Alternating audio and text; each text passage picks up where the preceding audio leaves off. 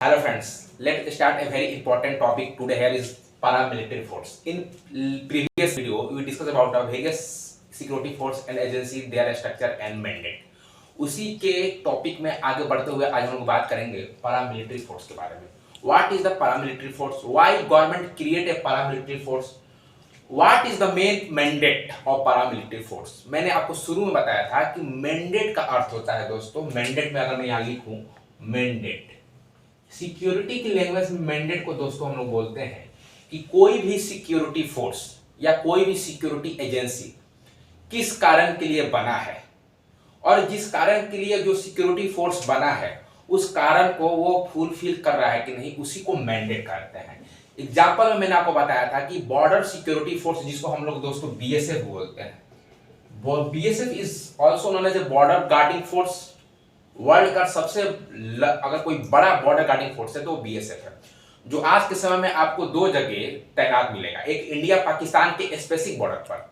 मेरा बात ध्यान सुनिएगा, मैं क्या बोल रहा हूं. भारत पाकिस्तान की जो पूरी बाउंड्री है ना, उस पूरे बाउंड्री पर बीएसएफ तैनात नहीं है, उसके स्पेसिफिक बाउंड्री पर बीएसएफ तैनात है. इसकी कारण क्या है, जब हम लोग अगले वीडियो में बात करेंगे तो उसमें इसकी चर्चा करेंगे. लेकिन आज आप इतना समझिए कि बॉर्डर गार्डिंग फोर्स जो बीएसएफ होता है, ये भारत और पाकिस्तान के एक स्पेसिफिक बॉर्डर पर तैनात है और भारत बांग्लादेश बॉर्डर पर तैनात है. तो बीएसएफ को गवर्नमेंट क्रिएट की है.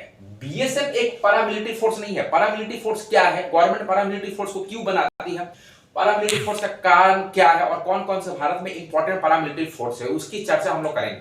लेकिन एक एग्जांपल में आपको मैंडेट जो समझा रहा था कि कोई भी सिक्योरिटी फोर्स किस कारण के लिए बनता है, उस कारण के लिए जब वो बनता है उस कारण को फुलफिल करता है कि नहीं, वही उसका मैंडेट होता है. अगर border guarding force Bharat Bangladesh के बॉर्डर पर तैनात है और भारत और बांग्लादेश के बॉर्डर पर इलीगल रूप से बांग्लादेशी भारत में इंटर कर रहे हैं, तो ये कहीं ना कहीं बीएसएफ के मैंडेट को फुलफिल नहीं करता है. मतलब बीएसएफ अपने मैंडेट को फुलफिल नहीं करता है. ये बीएसएफ पर क्वेश्चन हो सकता है कि बीएसएफ अपने मैंडेट को फुलफिल नहीं कर रहा है. The real meaning of mandate sir, कि कोई भी सिक्योरिटी फोर्स या कोई भी सिक्योरिटी एजेंसी है, वो गवर्नमेंट उसको किस कारण के लिए बनाई है, किस पर्पस के लिए बनाई है और वो पर्पस को वो फुलफिल कर रहा है कि नहीं, this is the real meaning of mandate. But today discuss about the paramilitary force. हम लोग कंफ्यूज होते हैं, जो मिलिट्री के लोग हैं उसको देखकर हम लोग बोल देंगे कि ये पैरामिलिट्री वाले लोग हैं. दोस्तों, एक होता है आर्म्ड फोर्स, जिसको हम लोग बोलते हैं सैन्य बल. आर्म्ड फोर्स जब हम बात करते हैं तो उसमें आपका इंडियन आर्मी आता है, इंडियन एयरफोर्स आता है और इंडियन नेवी आता है. इन तीनों को संयुक्त रूप से मिलाकर हम लोग आर्म्ड फोर्स बोलते हैं. क्या बोलते हैं? Armed force. लेकिन जो ये पैरामिलिट्री फोर्स होता है ये अलग होता है.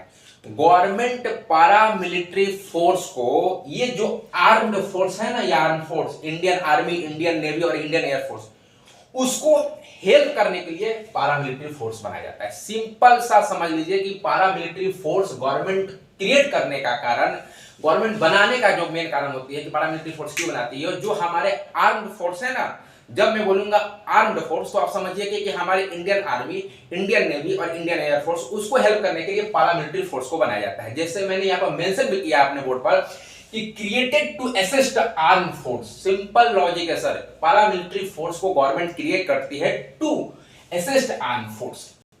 भारत की आर्म फोर्स में से जो 3 यूनिट है, इंडियन एयरफोर्स, इंडियन आर्मी और इंडियन नेवी, ये गवर्नमेंट के पास जाएगी और गवर्नमेंट से बोलेगी कि गवर्नमेंट आप हमको एक स्पेसिफिक फोर्स बना कर दो जो मुझे स्पेसिफिक टास्क में हेल्प करेगा. बात मेरी समझिए.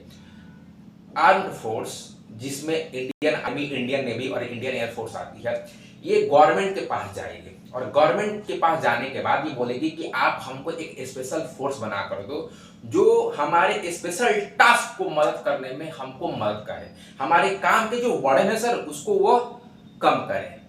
इसी तर्ज पर ये पैरामिलिट्री फोर्स आती है. भारत में स्पेशली पैरामिलिट्री फोर्स की बात की जाए तो 3 है.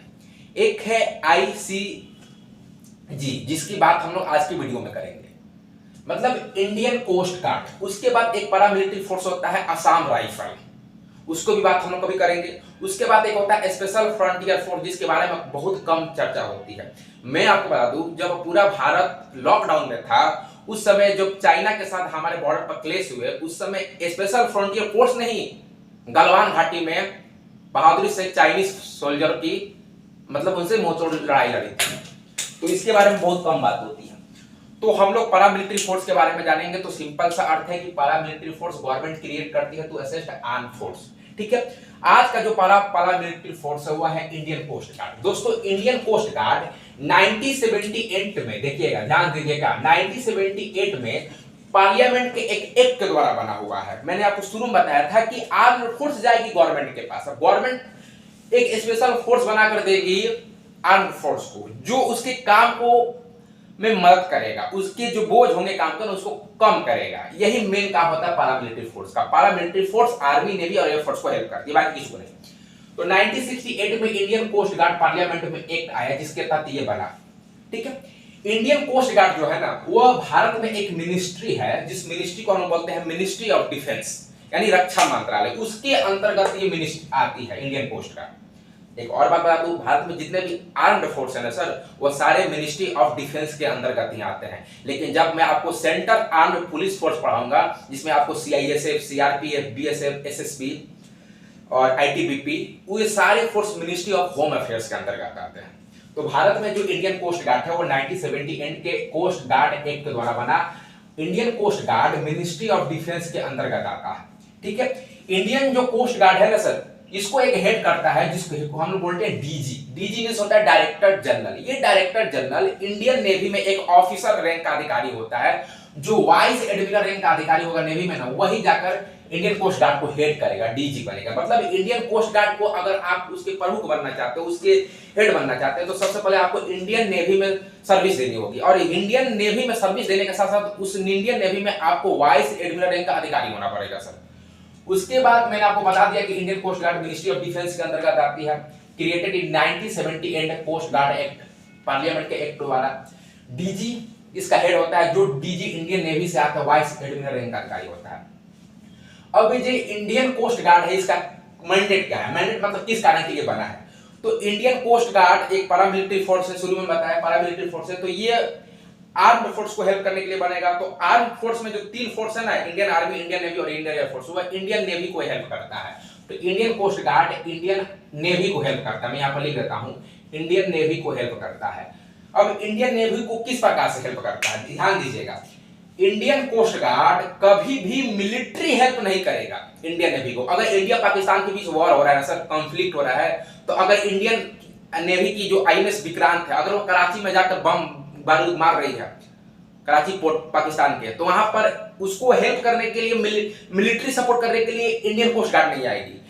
ये क्या करती है कि नॉन मिलिट्री, ध्यान दीजिएगा, non military but maritime service to Indian navy, ये नॉन मिलिट्री हेल्प करती है इंडियन नेवी को। अगर इंडियन नेवी कहीं युद्ध में व्यस्त है तो उसको राशन होगा, खाना पहुंचाना होगा, उसको मदद करना, इंटेलिजेंस गैदरिंग करना, उसको देना सूचना, ये काम उस समय करेगी इंडियन कोस्ट गार्ड का। ये इंडियन कोस्ट गार्ड का एक काम हो गया। Indian coast guard maritime law enforcement agency है। इसका अर्थ होता है कि यह सर्च एंड रेस्क्यू करती है। 2008 में जो मुंबई अटैक हुआ था 26/11 का, उस समय इंडियन कोस्ट गार्ड पर सवाल उठे थे सर कि इंडियन कोस्ट गार्ड वाले कहां थे, कैसे एक भारतीय मछुआरे का जो जहाज था जिसका नाम था कुबेर, उसको पाकिस्तानी आतंकवादी हाईजैक कर लेते हैं, उसको कब्जा कर लेते हैं और वहां से आतंकवादी उठाकर मुंबई जैसे जो हमारे देश का एक इकोनॉमिकल कंट्री कैपिटल है, आर्थिक राजधानी है, और उतने बड़े भारत पर हमला हो जाना, ये भारत इंडियन कोस्ट गार्ड पर सॉल्व करता है। क्योंकि Indian coast guard non military service तो देगा इंडियन नेवी को, लेकिन ये सर्च एंड रेस्क्यू भी एजेंसी है सर। समुद्र में रहकर सर्च करेगा, रेस्क्यू करेगा, सेफ्टी करेगा। भारतीय पानी में जितने मछुआरे हैं उनको सेफ्टी का काम ये इंडियन कोस्ट गार्ड करेगी। इंडियन कोस्ट गार्ड का एक सबसे इंपॉर्टेंट ड्यूटी कार्य जो मैं आपको बताने जा रहा हूं, Indian coast guard custom authority के साथ मिलकर एंटी स्मगलिंग एक्टिविटी में काम करती है कि समुद्र के रास्ते से कोई अवैध अफीम हो गए, गांजा हो गए, चरस हो गए, या कुछ इलीगल चीज कोई भारत में नहीं ना आ रहा है, यानी कस्टम जो अथॉरिटी वाले लोग हैं ना, उनके साथ मिलकर ये इंडियन कोस्ट गार्ड हेल्प करती है। तो याद रखिएगा, इंडियन कोस्ट गार्ड 1978 में इंडियन कोस्ट गार्ड एक्ट के द्वारा बना था। इंडियन कोस्ट गार्ड एक पैरामिलिट्री फोर्स है, इसको हेड डीजी करता है, डायरेक्टर जनरल, जो इंडियन नेवी में वाइस एडमिरल रैंक का अधिकारी होता है। और ये maritime service to Indian navy, non military, याद रखिएगा, इंडियन कोस्ट गार्ड ने इंडियन नेवी को नॉन मिलिट्री सर्विस देता है, मिलिट्री वाला नहीं कि इंडियन नेवी लड़ रहा है तो जाकर इंडियन कोस्ट गार्ड भी लड़ेगा, इंडियन कोस्ट गार्ड नहीं लड़ेगा। So this is the mandate of the Indian Coast Guard. In next video we discuss about the Assam Rifle. I hope आपको ये समझ में आया होगा।